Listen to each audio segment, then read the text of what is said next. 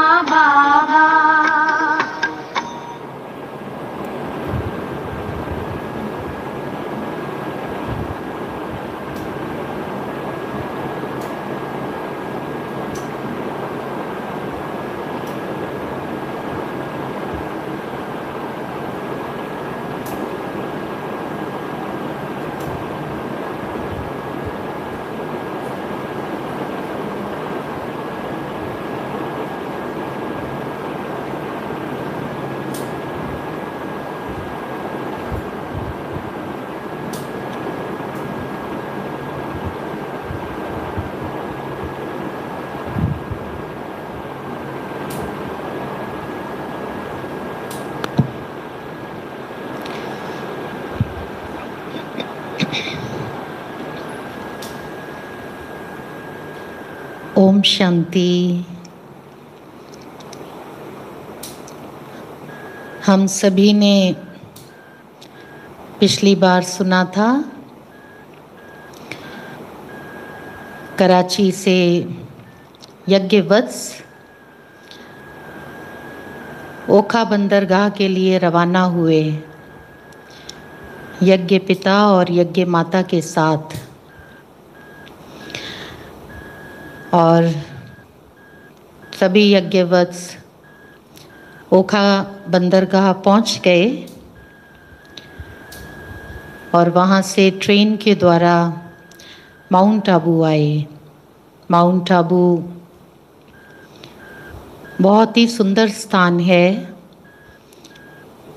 इसको ऋषि मुनियों की भूमि माना जाता है।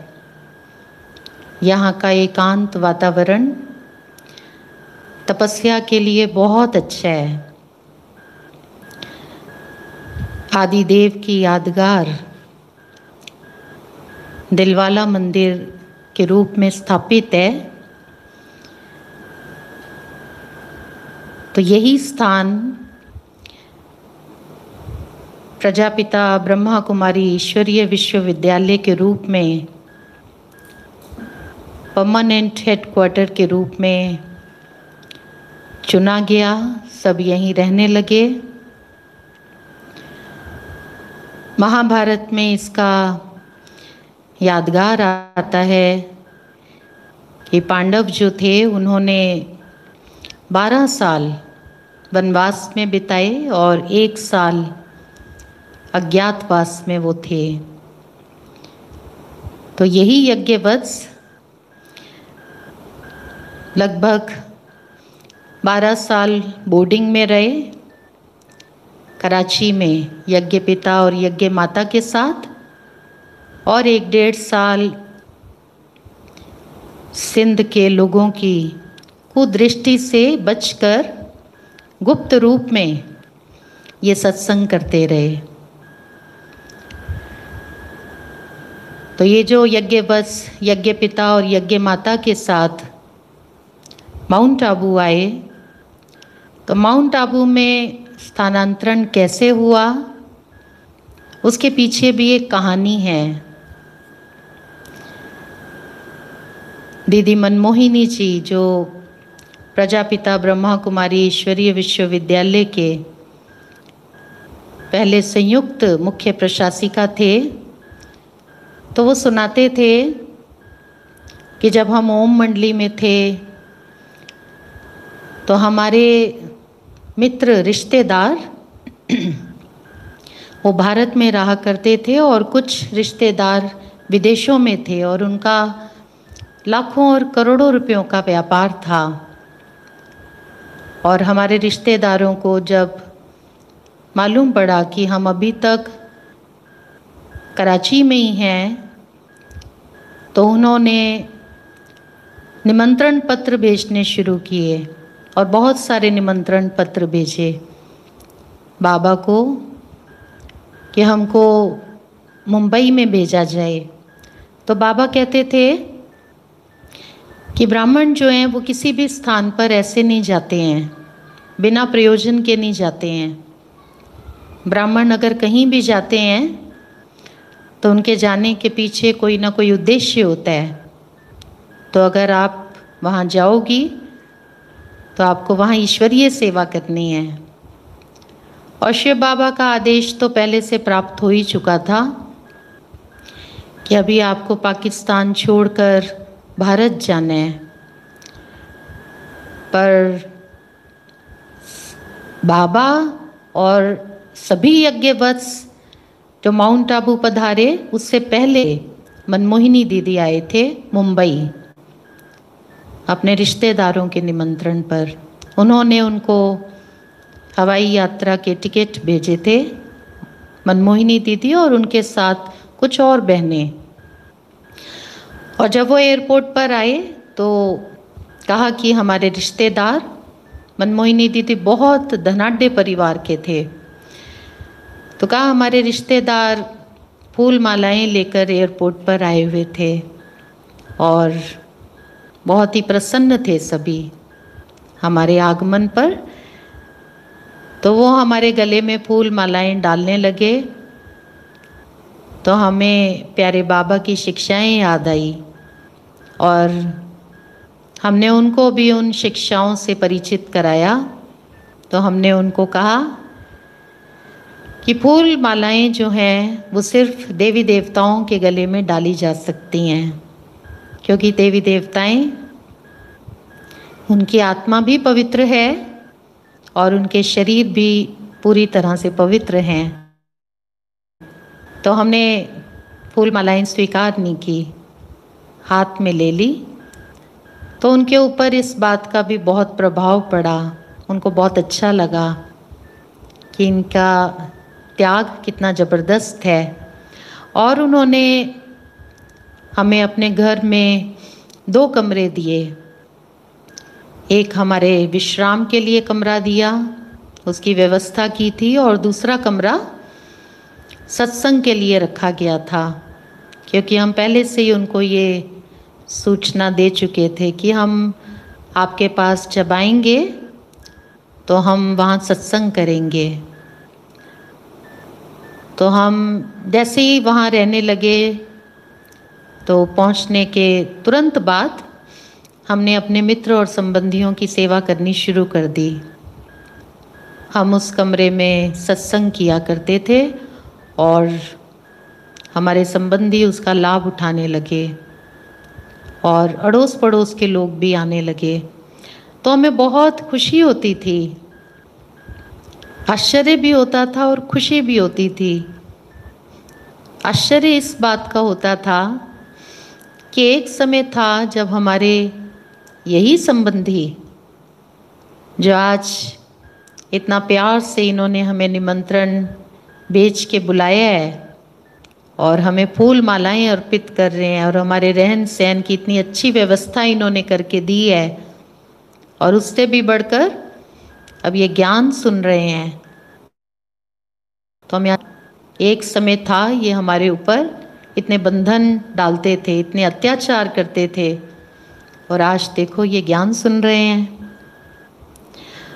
और खुशी इस बात की थी कि हम बाबा के आदेशों का पालन कर रहे हैं। प्यारे बाबा ने हमको ये कह के भेजा था कि बच्ची, आप वहाँ जाओगी तो आपको उनका कल्याण करना है। जिस ज्ञान और योग की तपस्या द्वारा आप अपना जीवन श्रेष्ठ बना रही हो, आपको उनको भी लाभान्वित करना है। तो हमें बहुत अतीन्द्रिय सुख की महसूसता आती थी। हम स्वयं भी रोज़ नित्य ज्ञानामृत का पान करते थे और उनके साथ भी हम ज्ञान की लेन देन किया करते थे। तो बाबा ने कहा हुआ था कि चैरिटी बिगिंस एट होम। सबसे पहले आप बच्चों को अपने परिवार वालों का उद्धार करना है, कल्याण करना है। और बाबा कहा करते थे कि कन्या वो जो 21 कुल का उद्धार करे। तो मनमोहिनी दीदी जी, वैसे तो उनकी शादी हो चुकी थी, लेकिन बाबा कहते थे कि शादी की हुई ये जो माताएं हैं, अभी तो ये भी कुमारी व्रत का पालन कर रही हैं, तो ये अधर कुमारियां हैं। तो बाबा ने इनको कहा हुआ था कि आप जब वहाँ जाओ तो आपको अपने मायके और ससुराल वाले दोनों का कल्याण करना है। तो इस बात की खुशी थी कि मायके के रिश्तेदार और ससुराल वाले दोनों ज्ञान लाभ ले रहे थे और उनके जीवन में परिवर्तन आ रहा था। तो हमें बहुत संतुष्टि होती थी। तो कहा कि हम लगभग 2 मास उनके पास मुंबई में ठहरे और इन 2 मास के दौरान हम बाहर कहीं नहीं गए, उन्हीं के घर में ही हम 2 मास रहे। तो एक दिन हमारे रिश्तेदारों ने हमको कहा कि हमारे साथ बाहर चलो, मुंबई जो है वो बहुत सुंदर शहर है, तो चलो आपको मुंबई दिखा के लाते हैं। तो इनके मन में आया कि मुंबई क्या देखना, इन्होंने कोई रुचि नहीं दिखाई। इनके अंदर था ये तो सारी कलयुग की दुनिया जो है ये तमो प्रधान है, पतित है। इस कलयुग की दुनिया में कोई सार नहीं है, सारहीन दुनिया है। ये सारा संसार ही मायावी बन चुका है। तो इस मायावी दुनिया में मुंबई जो है वो भी मायावी नगरी है। तो इस मायावी नगरी को क्या देखना। और ये तो साक्षात्कार कर चुके थे नई सतयुगी सृष्टि के, तो इनको तो सतयुग के नज़ारे दिखाई पड़ते थे। सतयुग के सुंदर सुंदर महल माड़ियाँ, सतयुग के बाग बगीचे, वहाँ के देवी देवताएं। तो ये उनको भी बोलते थे कि देखो, एक समय था जब ये भारत स्वर्ग था और ये देवभूमि था। सब पूज्य आत्माएं थी उस देवभूमि में, और जन्म पुनर्जन्म के चक्र में आते आते दुनिया की भी गिरावट होती चली गई, आत्माओं की भी गिरावट होती चली गई, और वो पूज्य देवी देवताएं आज पुजारी बन गए हैं। तो इस नरक में दुनिया को, इस मायावी मुंबई को देखने में हमारी कोई रुचि नहीं है। तो वो आश्चर्यचकित हो जाते थे कि इनको तो घूमने फिरने का भी कोई शौक़ नहीं है, और कई प्रकार के वैभव पदार्थ, खान पान की वस्तुएं वो इनके सामने रखा करते थे, बहुत आवभगत करते थे। लेकिन कहा कि हमने कभी भी उनका कुछ भी स्वीकार नहीं किया। हम अपने ही हाथों से 2 सादी रोटी बनाते थे और सादी सब्जी के साथ हम बाबा को भोग लगाकर बाबा की याद में उसको स्वीकार करते थे। बस दाल रोटी खाते थे और प्रभु के हम गुण गाते थे। तो वो देखते थे बहुत ध्यान से, और उनको हैरानी होती थी कि देखो कहाँ हम इस मायावी नगरी मुंबई में बैठे हैं, जहाँ के लोग इतने फैशन करते हैं और राजसी ठाट बाट से रहते हैं, भोग विलास वाला जीवन व्यतीत करते हैं। और ये हमारे घर की बेटी बहन, इनके जीवन में कितना त्याग है, सफ़ेद वस्त्र धारण किए हुए हैं, शुद्ध खान पान ये खाती हैं, किसी भी प्रकार का इनको कोई शौक़ नहीं है, कोई इच्छाएं नहीं है, कोई चस्का नहीं है। तो कहा हमारे धारणा युक्त जीवन को देखकर उनके ऊपर बहुत गहरा प्रभाव पड़ा, और वो तो यही चाहते थे कि हम उन्हीं के पास ही रहें। लेकिन हमको तो बाबा ने कुछ समय के लिए छुट्टी दी थी और हमको तो वापस कराची जाना था। तो हमारे रिश्तेदारों ने फिर बाबा को निमंत्रण पत्र भेजा। एक कलावती बहन थी, उनकी ओर से निमंत्रण पत्र भेजा गया। तो बाबा को कहा कि बाबा, आप और यज्ञ माता सरस्वती माँ और सभी यज्ञवत्स जो हैं अब कराची छोड़ करके भारत में आ जाएं। तो बाबा ने मनमोहिनी दीदी और इनके साथ बहुत बहुत अमीर घराने की दूसरी दादी थे, रुक्मणी दादी। तो बाबा ने इन दोनों को कहा कि आप दोनों बच्चियां भारत में ऐसा स्थान ढूंढो जहाँ पर सभी यज्ञवत्स जो हैं वो आकर रह सकें, क्योंकि काफ़ी बड़ा स्थान चाहिए था। 285 के लगभग यज्ञवत्स थे। तो कहा बाबा के आदेश अनुसार हमने फिर वो स्थान ढूंढना शुरू किया। हमने मुंबई, अहमदाबाद और पूना में विशेष तौर पर काफ़ी खोजबीन की, लेकिन हमको इतना बड़ा स्थान कोई नहीं नज़र आया जहाँ पर इतने सारे यज्ञवश जो हैं वो इकट्ठे आकर रह सकें। फिर हम अहमदाबाद में जब थी तो वहाँ पर सिंध, हैदराबाद के एक बहुत बड़े गुरु थे, सिंधी गुरु, गंगेश्वरानंद उनका नाम था, और उनके एक शिष्य थे सिद्धानंद के नाम से।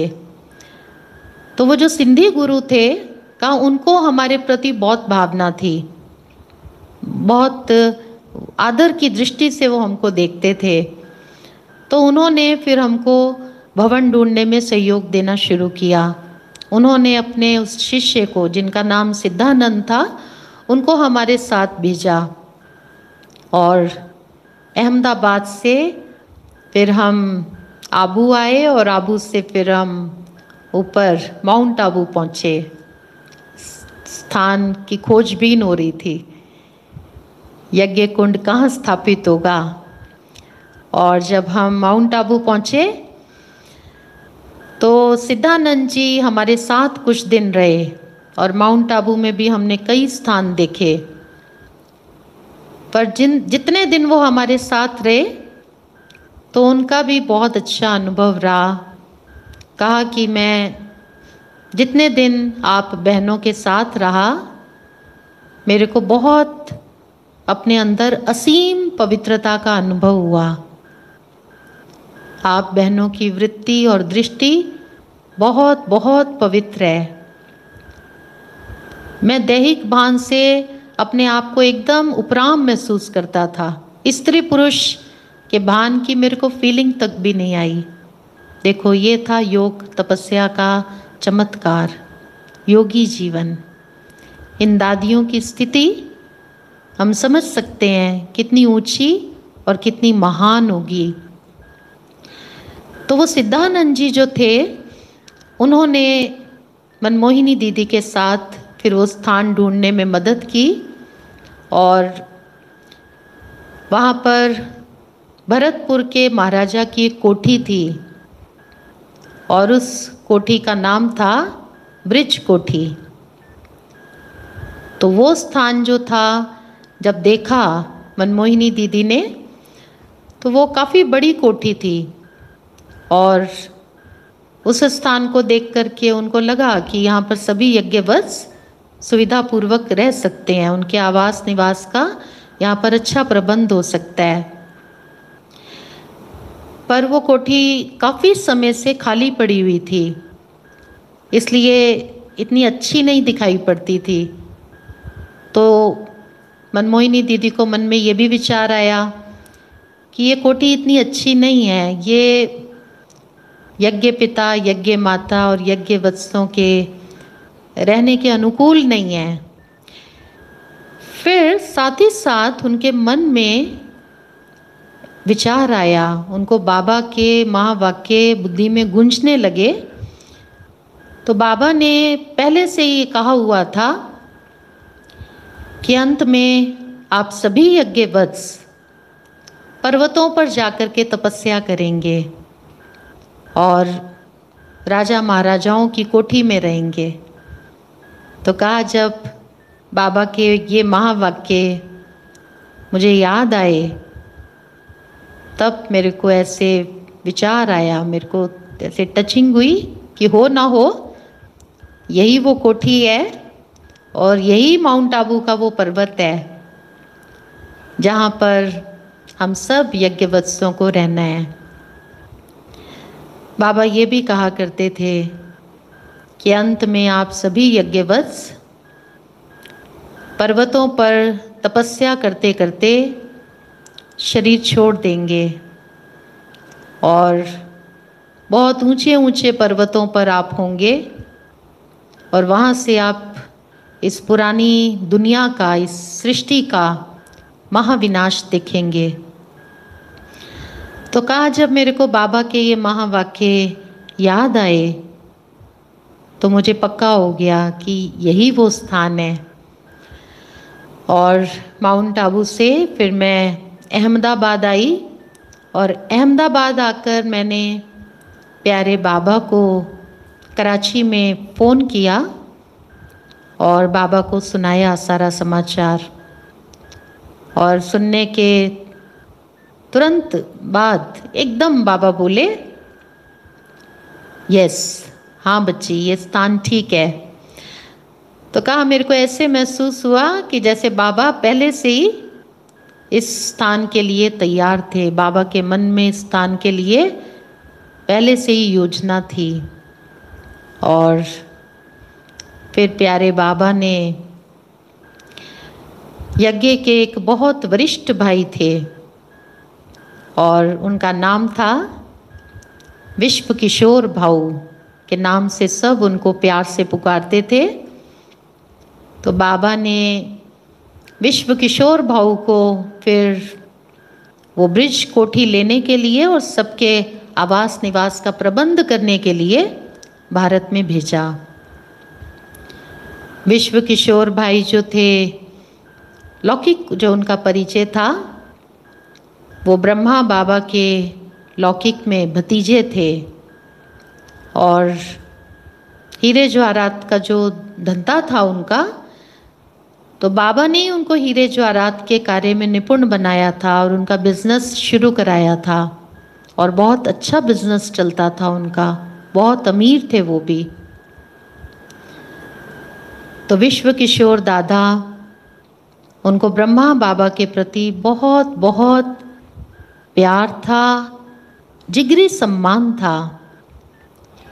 और बाबा जब शिव बाबा के ऊपर बलिहार गए थे तन मन धन से, बाबा ने जैसे ही अपना बिजनेस समेटा था, तो उसी समय विश्व किशोर दादा को भी ये विचार आया था कि मैं भी अपना व्यापार समेटूं, बाबा को फॉलो करूं और सब कुछ मैं ईश्वरीय सेवा के कार्य में लगा दूं।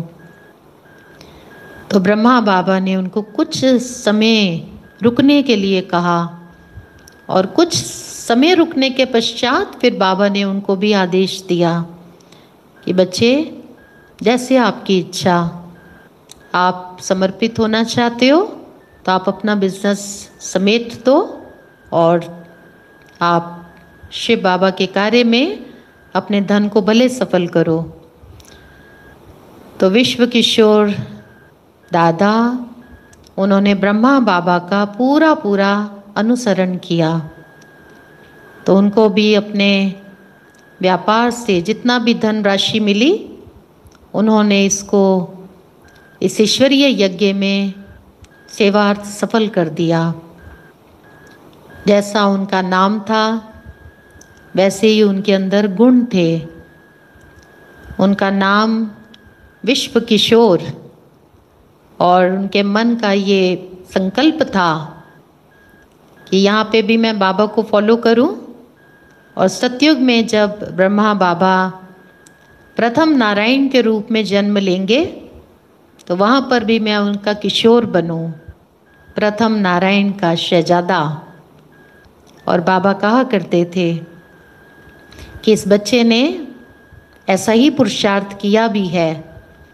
तो विश्व किशोर भाई यज्ञ के सबसे वरिष्ठ भाई, और उनकी लौकिक युगल थी संतरी दादी, उनको कहते थे।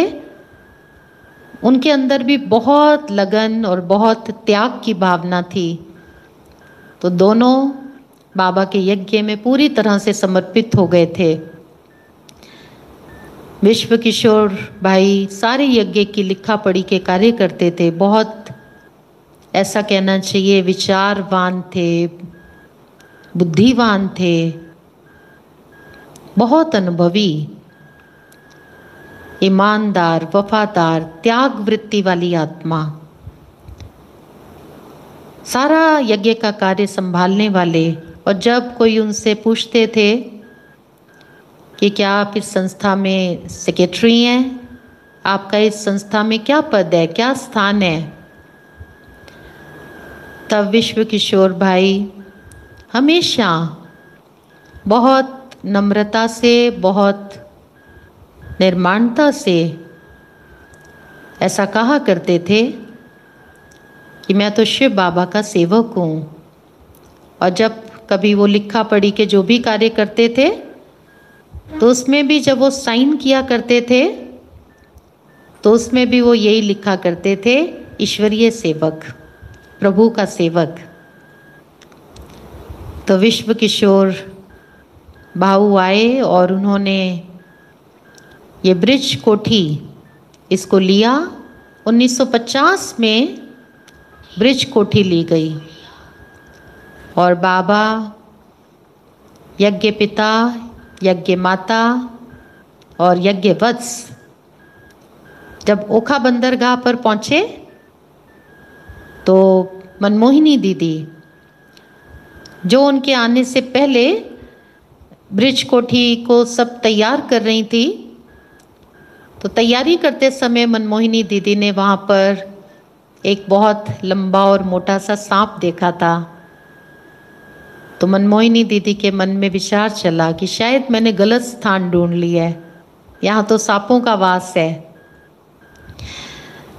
तो जब वो ओखा बंदरगाह पर बाबा को रिसीव करने के लिए पहुंची तो उन्होंने बाबा को बहुत धीमे धीमे स्वर में बाबा के कान में सुनाया कि बाबा, जो हमने ब्रिज कोठी खरीदी है वहाँ पर तो सांपों का वास है, सांप रहते हैं। तो कहा, मेरी बात सुनकर बाबा मुस्कुराने लगे और बाबा बोले कि बच्ची,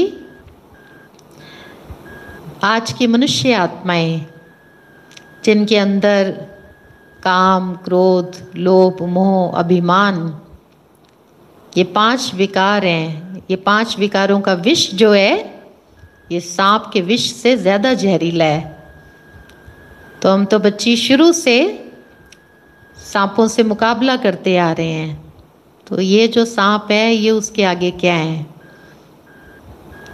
तो कहा, बाबा ने मेरे को एकदम निश्चिंत कर दिया, हल्का कर दिया। मुझे लगा मैंने बाबा को सुना दिया। तो बाबा, मम्मा और यज्ञवत्स फिर ब्रिज कोठी में रहने लग गए और कुछ समय के पश्चात फिर बाबा की मुरलियाँ जब चलती थी तो उन मुरलियों में बाबा ने फिर और गहराई से स्पष्ट करना शुरू कर दिया कि ये जो स्थान है माउंट आबू, जहाँ पर यज्ञ पिता, यज्ञ माता और वत्स आकर रह रहे हैं, बाबा ने कहा कि देखो यहाँ पर सब यादगारें भी भक्ति की भी मौजूद हैं। आदि देव, आदि देवी का मंदिर, जड़ दिल वाला मंदिर, वो भी यहाँ पर है। गौमुख, गो शिखर, बाबा ने कहा वो भी यहाँ पर है। तो गुरु शिखर भी यहाँ पर है, गौमुख भी यहाँ पर है, अचलगढ़ भी है, अंबाजी का मंदिर भी है, कुंवारी कन्या का मंदिर भी है और उसी माउंट आबू में एक यज्ञ कुंड भी है और उसके बारे में भी वहाँ पर एक दंत कथा प्रचलित है कि इस यज्ञ कुंड से राजकुल के जो देवी देवता हैं उनके पूर्वज जो हैं वो निकले थे। तो बाबा ने कहा, देखो बच्चे, एक तरफ यहाँ पर चैतन्य रूप में यज्ञ पिता, यज्ञ माता और यज्ञ वत्स, और दूसरी तरफ देखो तो आपकी सब जड़ यादगारें भी यहाँ पर हैं। तो यज्ञ पिता, यज्ञ माता के साथ ये यज्ञ वत्स ब्रिज कोठी में रहने लग गए और नित्य प्रति प्यारे बाबा की मुरली चलती थी। ये बच्चे योग का अभ्यास करते थे, सबकी आत्मिक उन्नति हो रही थी दिन प्रतिदिन। और कहा कि बाबा और मम्मा प्रातः मुरली क्लास के पश्चात हम बच्चों को वहाँ पर नकी झील है, तो कहा हमें नकी झील पर लेकर के जाते थे सैर के लिए, पर्वतों पर भी ले जाते थे। और कहा जब हम नकी झील की ओर जाते थे तो वहाँ के जो लोकल लोग हैं, वहाँ पब्लिक, तो वो हम सब सफ़ेद वस्त्रधारियों को देखकर बहुत प्रभावित होते थे। हमारी सफ़ेद ड्रेस, और बाबा सिंध हैदराबाद में भी, कराची में भी और माउंट में आने के बाद भी काफ़ी समय तक इन वत्सों को निक्कर पहनाते थे। माना आपको निक्कर और शर्ट आपकी ड्रेस है, आपको ये पहन के रहनी है। और वो पहनाने के पीछे भी बाबा का उद्देश्य था कि कुमार और कुमारी की जो दैहिक फीलिंग है, जो भान है, वो इनके अंदर से निकल जाए। तो ये सब निक्कर पहन के और रबड़ के सफ़ेद जूते पहन के काम पंक्ति में निकल जाते थे सैर के लिए। तो सब एक टक होकर हमारी तरफ देखते रहते थे। उनको ऐसा महसूस होता था जैसे हंस जा रहे हों, और बहुत ही अच्छा दिव्य और अलौकिक वातावरण होता था सारे रास्ते का भी। हम योग निष्ठ अवस्था में होते थे, तो सभी को ये लगता था कि ये शक्ति दल, ये पांडव सेना, ये मालूम नहीं कहाँ से यहाँ पर आए हैं। हमारी चाल जो थी उसमें इतनी तेजी थी, इतनी स्फूर्ति थी, हमारे चेहरों पर इतनी खुशी की झलक होती थी। तो वो सब हैरान होते रहते थे हम सबको देख देख के।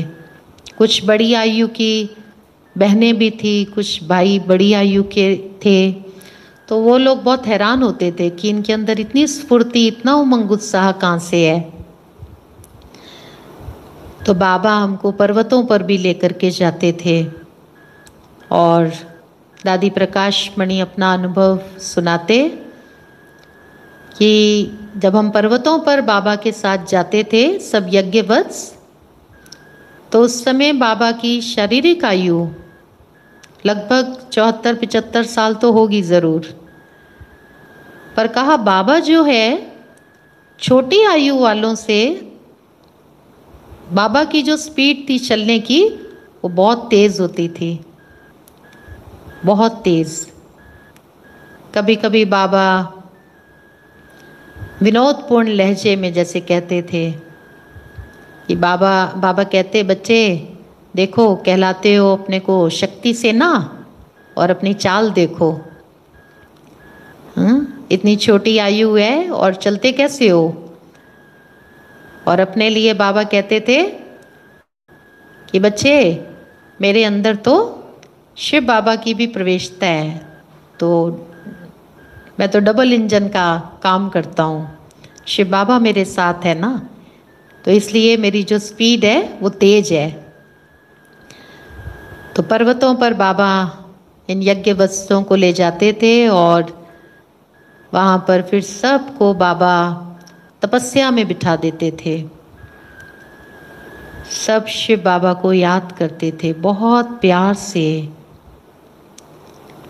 बाबा की आँखों में बहुत बहुत जैसे प्रेम का सागर उमड़ रहा हो शिव बाबा के लिए, ऐसा सभी यज्ञवत्स महसूस करते थे। बाबा इनको भी कहते थे, बच्चे देखो शिव बाबा बहुत प्यारा है, बहुत मीठा है। ऐसे मीठे प्यारे बाबा को बच्चे, सब बच्चे बहुत बहुत प्यार से याद करो। शिव बाबा की एक झलक पाने के लिए भक्ति मार्ग में भक्त कितनी मेहनत करते हैं, कितना पुरुषार्थ करते हैं। कई भक्तों ने तो काशी कलवट भी खाया, अपने गर्दन की, सिर की बलि भी चढ़ा दी। एक क्षण का हमको उस शिव बाबा का साक्षात्कार हो जाए, सिर्फ एक क्षण हम उससे मिलन मना लें। तो मीठे बच्चे, प्यारे बच्चे, सोचो जरा, कि हमें कौन मिला है। इतनी दूर से शिव बाबा आता है परम धाम से, और परम धाम से आकर हम बच्चों को पढ़ा रहे हैं। तो ऐसे ब्रह्मा बाबा शिव बाबा के प्रति बच्चों के हृदय में बहुत बहुत प्यार बरते थे और सबको योगनिष्ठ कर देते थे, तपस्या करते थे सब पर्वतों पर। स्वयं बाबा भी इन यज्ञवत्सों को दृष्टि दिया करते थे, और जब बाबा इनको दृष्टि देते थे तो उसमें से बहुत सारे यज्ञवत्स जो हैं वो ध्यान की अवस्था में चले जाते थे। साक्षात्कार बहुतों को होते थे। काफ़ी समय तक इस प्रकार साक्षात्कारों का पाठ चला। जब बाबा इनको पर्वतों पर लेकर के जाते थे तो कभी कभी बाबा स्वयं पीछे होते थे और इन यज्ञवत्सों को आगे रखते थे। तो बाबा कहते थे मैं ग्वाला हूँ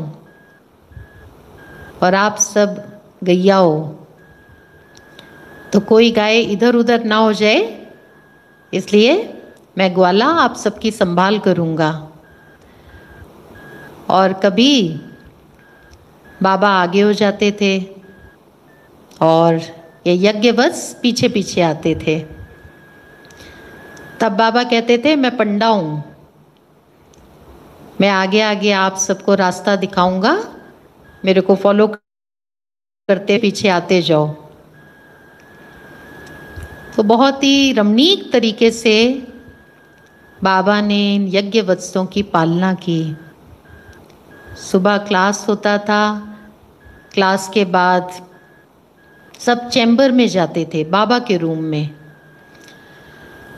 और बाबा के रूम में बाबा अनौपचारिक रूप से इनके साथ बैठते थे, जैसे घर में नहीं माँ बाप बच्चों के साथ बैठते हैं, बहुत सहज होके। और बाबा हंसी हंसी में बहुत सरल तरीके से इनके साथ ज्ञान की चिट चैट करते थे, लेन देन करते थे।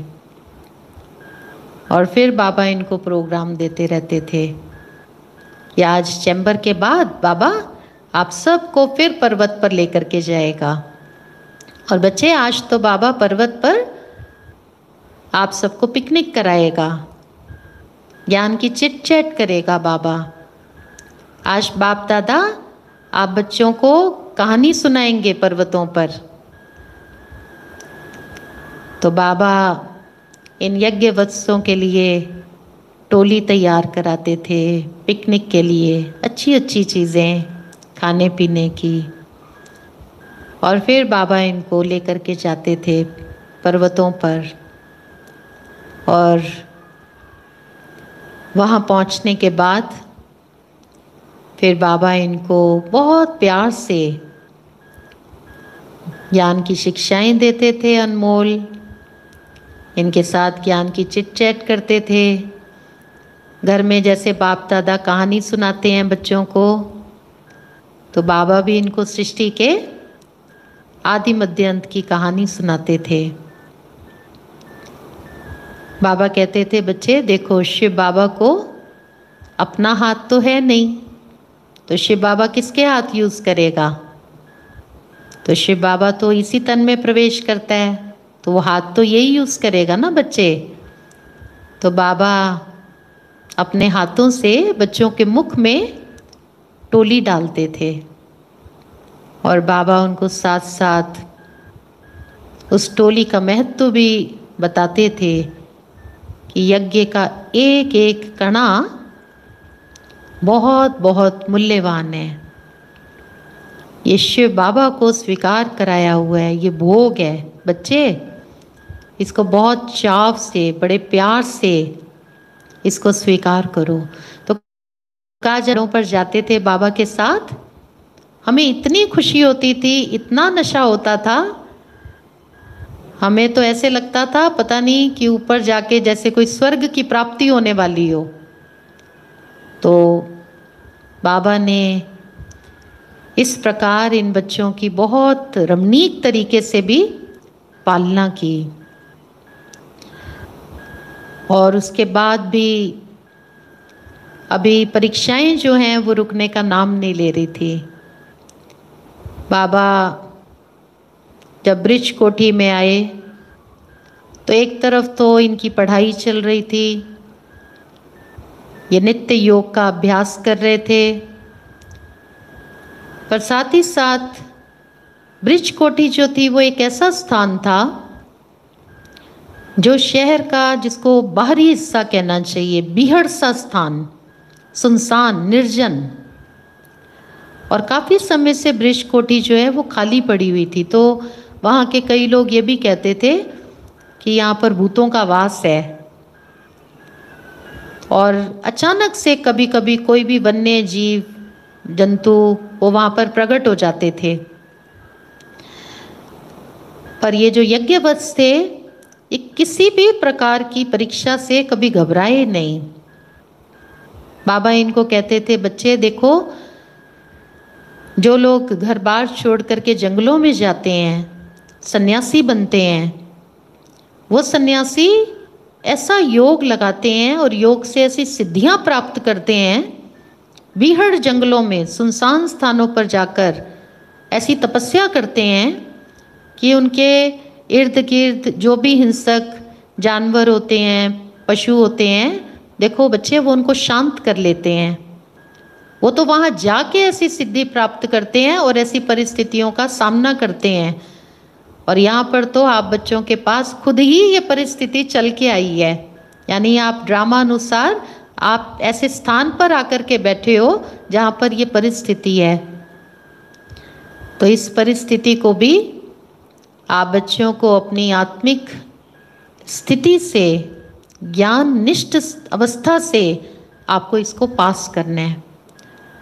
तो हमारी दादियाँ अपने अनुभव सुनाते थे, कहा कि हमारे सामने ही सांप होते थे, लेकिन हमें ऐसे लगता था कि जैसे ये रबड़ के सांप हैं और इनकी चाबी जो है वो हमारे हाथ में है। तो कहा हम घबराए नहीं, कभी नहीं घबराए। तो बाबा की अनमोल शिक्षाएं, जिन शिक्षाओं के आधार पर ये यज्ञवत्स एक के बाद एक परिस्थितियों को पार करते हुए आगे बढ़ते चले जा रहे थे। फिर इनके सामने एक जो और परिस्थिति आई थी, माउंट आबू का जो वातावरण या जलवायु जो कहना चाहिए, वो कराची से बिल्कुल भिन्न थी। कराची का जो मौसम है वो मुंबई जैसा है। कराची जो है वो सागर के किनारे पर है, और माउंट आबू जो था, यहाँ की जलवायु, यहाँ का पानी बिल्कुल भिन्न था। जलवायु में खुश्की और यहाँ का पानी भी बहुत भारी था, और अनाज भी जो है वो इनको राशन के रूप में लेना पड़ता था। काफ़ी सारे यज्ञवत्स थे, तो गेहूँ जो इनको मिलती थी, अनाज, वो बहुत थोड़ा मिलता था। उसके साथ ही साथ इनको बाजरा, मक्का ये भी खरीदना पड़ता था, और चावल भी लेते थे, लेकिन चावल भी जो इनको राशन में मिलते थे वो थोड़ी लो क्वालिटी के मिलते थे, उसकी किस्म जो है वो हल्की होती थी। तो अब यज्ञवत्सों के सामने ये भी एक और परीक्षा थी। कराची में, हैदराबाद में जब ये बाबा के साथ रहे, तो बाबा ने इनको ऐसी पालना दी थी, जो दादियाँ अपना अनुभव सुनाते कि सतयुग के महाराजा महारानी भी अपने शहजादे और शहजादियों को ऐसी पालना नहीं देंगे। बाबा ने हमारे रहन सहन, खान पान, हमारे स्वास्थ्य का इतना अच्छा ध्यान रखा था। बाबा के धन से वो यज्ञ सारा चला था। बाबा ने उस धन से इन बच्चों को ऐसी परवरिश इनकी की थी, इनको इतनी पालना दी थी, सुंदर। पर कहते हैं ना कि खाते खाते कुएं बिखुट जाते हैं, तो ये भी एक परीक्षा आई थी सामने। अब इनके सामने ये परीक्षा थी कि कईयों को जलवायु सूट नहीं कर रही थी और कोई कोई बच्चे, उनको भोजन जो है वो सूट नहीं कर रहा था। कुछ एक बहुत कम बच्चे वो इस परीक्षा में थोड़ा सा विचलित हुए, पर मेजॉरिटी सभी ने इस परीक्षा को भी सहज रूप से पार कर लिया। बाबा ने इनको पहले से ही इसके लिए तैयार भी किया हुआ था। कराची में भी बाबा ने एक बार इन यज्ञ वत्सों को 15 दिन का प्रोग्राम दिया था। शिव बाबा ने ही प्रोग्राम दिया था ब्रह्मा बाबा के द्वारा कि 15 दिन इन यज्ञ वत्सों को बाजरे का डोडा और छाछ पिलानी है, और जो बीमार हैं उनको भी यही भोजन करना है। तो 15 दिन तक कराची में जो यज्ञवत्स अस्वस्थ थे वो भी बाजरे का डोडा और छाछ पर ही चले, और वो अपना अनुभव सुनाते थे। क्योंकि हमने शिव बाबा पर पूरा निश्चय किया हुआ था और हमें पक्का निश्चय था कि शिव बाबा जो कह रहे हैं, जो भी आदेश हमारे प्रति दे रहे हैं, उसमें हमारा कल्याण ही समाया हुआ है। तो कहाँ हम उस निश्चय की परीक्षा में पास हो गए थे। हमने बाजरे का डोडा खाया, छाछ पिया, लेकिन हमारा स्वास्थ्य पहले से बेहतर हो गया था, ठीक होता चला जा रहा था। तो अब जब कराची से यहाँ पर आए तो ये परीक्षा इनके पास दोबारा आई थी। तो बाबा ने इन बच्चों को अपनी प्रकृति को वश में कैसे करना है, बाबा ने इसकी ट्रेनिंग इन बच्चों को दी हुई थी। तो इन बच्चों ने अपनी ज्ञान युक्त स्थिति से शिव बाबा के ऊपर संपूर्ण निश्चय कहें इनका था, इन्होंने इस परिस्थिति को भी पार कर लिया। जो बच्चे स्वस्थ थे वो जो अस्वस्थ वत्स थे उनको सहयोग देते थे, यानी जो जिस प्रकार का भोजन जो अस्वस्थ है उनको चाहिए, तो जो स्वस्थ थे वो अपना त्याग करते थे, भले आप ये चीज़ का सेवन करो, हम तो इसके बिना भी रह जाएंगे। इनका आपस में बहुत बहुत परस्पर प्यार था, बहुत एकता थी, और खुशी में इतने थे, प्रभु के मिलने की खुशी, स्वर्ग में जाने की खुशी, यज्ञ पिता यज्ञ माता की संगम युग पर पालना मिल रही है, इतनी खुशी थी। तो कहाँ हमें तो ऐसे लगता था जैसे हमें भूख ही नहीं लग रही, बहुत ही अल्प आहार पर भी हम रह जाते थे। तो इस प्रकार से माउंट आबू में आने के बाद भी इन बच्चों के सामने ये कुछ परीक्षाएं आई। बाबा ने इनसे आसक्तियों का भी त्याग कराया। सिंध हैदराबाद में सबके अलग अलग जन्म स्थान थे, अलग अलग माता पिता, बहुत सारे वत्स बहुत अमीर परिवारों के थे, धन दौलत बहुत था। तो मनुष्य जहाँ जन्म लेता है, जिनके पास वो बड़ा होता है, जो उसकी पालना करते हैं, उसके रिश्तेदार, जो धन दौलत वो जीवन में उपभोग कर चुका होता है, जिस प्रॉपर्टियों का वो मालिक होता है, उन सब में उसकी आसक्ति तो होती है। संबंधियों में भी आसक्ति होती है, धन दौलत में भी आसक्ति होती है, स्थान में भी आसक्ति होती है, मकान दुकान में भी आसक्ति होती है। तो क्या कल्याणकारी बाबा ने इनको इतनी ऊंची शिक्षाएं दी, इनसे सर्व प्रकार की आसक्तियों का त्याग करा दिया।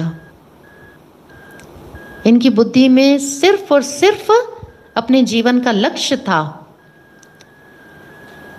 कि हमें तो देवी देवता बनना है, हमें तो सतयुग की दुनिया में जाना है। तो सतयुग की दुनिया में जाना है तो ये जो मेरे पुराने संस्कार स्वभाव हैं, हर एक वत्स को लगता था कि इन पुराने संस्कार स्वभाव का भी मेरे को त्याग करना है। मेरे को अपने जीवन में दैवी संस्कार लेकर के आने हैं। तो इस प्रकार परमपिता परमात्मा शिव बाबा इन यज्ञ वत्सों की ऐसा कहेंगे कि परीक्षा भी ले रहे थे।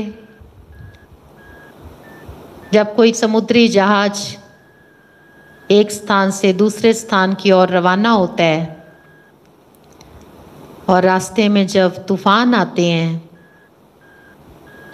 आंधियाँ, तूफान, बड़ी बड़ी चट्टानें, और अगर वो समुद्री जहाज डोलने लग जाता है तो उसके अंदर बैठे हुए चूहे इधर उधर भागने लगते हैं। उस जहाज पर बैठे हुए पक्षी जहाज को डोलता हुआ देखकर वो भी उड़ने लग जाते हैं। तो ये ज्ञान स्टीमर था, जिस ज्ञान स्टीमर में यज्ञवत्स बैठे हुए थे। तो जो तो ये सोचकर आए थे कि यहाँ पर भी हमारा राजाई जीवन होगा, हमें अनेक प्रकार के वैभव पदार्थ सदा मिलते रहेंगे, हम सुख से रहेंगे, इंद्रिय सुख भी हमको भोगने को मिलेंगे। तो जब उनके पास इस प्रकार की परीक्षाएं आई तो उनको लगा ये जहाज ये तो डोल रहा है, अभी तो हमारे अनुकूल हमें खान पान नहीं मिल रहा है, हमारे अनुकूल जलवायु नहीं है, पानी नहीं है, और इस प्रकार की परिस्थितियों में ये डोलने लगे। तो कुछ एक यज्ञवत्स जो हैं वो यज्ञ को छोड़ के कोई मुंबई, कोई विदेश रवाना हो गए कि बाबा हम जाएंगे, धन कमाएंगे और फिर आएंगे और हम यज्ञ को सहयोग देंगे। उन वत्सों को ये निश्चय नहीं था कि ये जो ज्ञान का स्टीमर है इसका कप्तान खेवनहार कौन है?